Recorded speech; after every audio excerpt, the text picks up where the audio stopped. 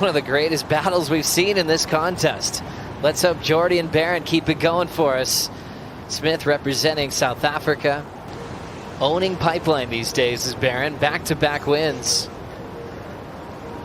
As he'll be a favorite at the end of the season. Barron starting things first. Getting coached by Luke Egan once again this year. There's a little drip to the fins out the back. Nice placement of those snaps in the pocket. Arcs it right back to the lip line again. Hitting that section well and starts off on his feet. So let's have a look what happened on this first wave with Barron. Releases the fins there, carrying so much beautiful speed throughout this wave. And it just keeps tagging. This is the gift that keeps on giving here. And did well to kind of find the space in the lineup to, get this wave, off Jordy. Jordy. For his power, his strength, being a past champ, and coming off a season where he finished number 3 in the world. Jordy's first wave, up and down. Thank you, Kaipo. It's a whole different script this year. Barron's feeling it out. He's been in the yellow jersey in the past after the first event, but now pipes the finale, which could really help him out in a world title race. Smith in motion. Beautiful time turn. One of the classic modern day Bells and Winky Pop surfers. He'll climb the finishing move and first priority. Let's start with Jordy's last wave. Yeah, look, what I'm noticing, he's on a Mayhem, so we know he's been experimental with the equipment all through last year's season. Opting for the Mayhem today over at Winky, and Barron will look at the next one. Not sure if he will commit, and he does now. Looking for an alley-oop, he gets it. Going for a nice finish and a reverse, and shows off that he can go both directions on demand. That was really cool. The alley-oop into the reverse, so that was rad.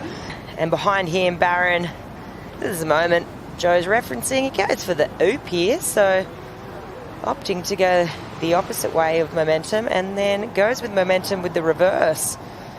So, look, this first maneuver, nice. Second one here, probably would have liked to have got maybe a little bit more pop, but, I mean, look, it's just a great demonstration of... As we will get caught up with what happened during the break. Jordy Smith caught this wave flick. Yeah, so he's trying to back up the 817. Let's see what he's got. Nice little fiery snap out of the pocket. Jabs it up into the lip again. And right behind him, we see Barron just streaking down the line, really loading up that first maneuver there. But that's all she wrote, trying to kick out right in front of Jordy. And looks like Jordy might put in the big ones here. Barron not backing down, and looks like he's paddling into a nice little groomed wall right here, Joe. That's right, under priority. We'll see Barron just kind of roller coaster down the line, building the speed on that CI. There's that fin drift with control, and then completely blows it out. He really was just aware that there was a tiny section. Jordy now committing to this one, needs a 5.83, and he will get into this one.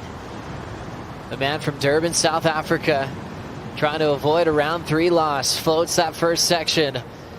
Drives off the bottom on the Mayhem. A solid power hook on a small open face. He's probably feeling he needs more than this. Reaching for the air game. Full road incomplete. Misses the finishing move. Left chasing a 5.83. Barron Mamiya, a giant win, taking out one of the greats at Bells, moving to the quarters to compete with Miguel Pupo. Guaranteed at least an equal 5th to start the season, but he's going to want a whole lot more. Yeah, he definitely does. Barron, Jordy is never an easy competitor to draw, but especially here, he's got so many incredible results. Coming into the end of that heat, he has an 8 in his lineup. He only needs a small score. Tell me, what is going through your head when he's on that wave in the dying stages? It was like, so basically when the heat started, we kind of started pretty far up, and then I seen this little lump coming in, and I just bolted straight down the point, and I got the first wave, got the 6, and then paddled back out, and then that wave that he got his 8 the wave was so good. Like, it was a perfect wave, and I was like, oh, shoot.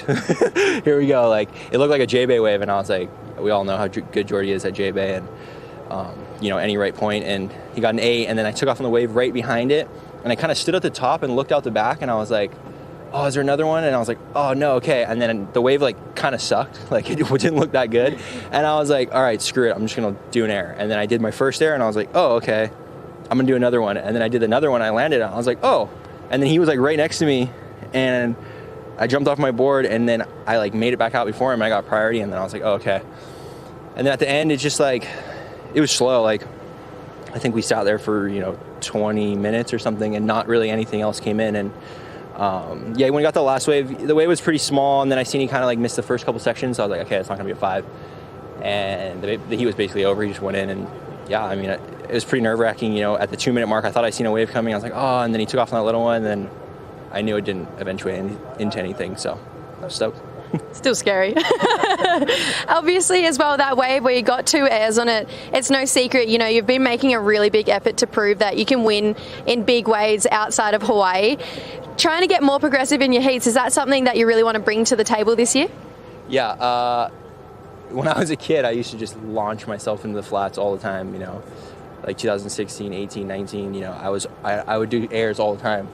And then I started competing like on the QS, and then I qualified, and then like, you don't really want to get hurt. So then like I kind of like stepped away from like doing them a lot. And I remember in the off season, I kind of just made it like effort to myself. I was like, hey, like I'm going to do airs again this year. Like I know I can do, big airs, and I've done them, over the years at home and stuff. So I just wanted to kind of bring that in to the contests. I've been on competing, this is my 5th year on tour, and I haven't really showcased that yet. And I kind of forgot about it. And yeah, I mean, this year, obviously I want to try and do airs and stuff, but, I just want to put together good heats and surf good, and I'm stoked with how I've been surfing.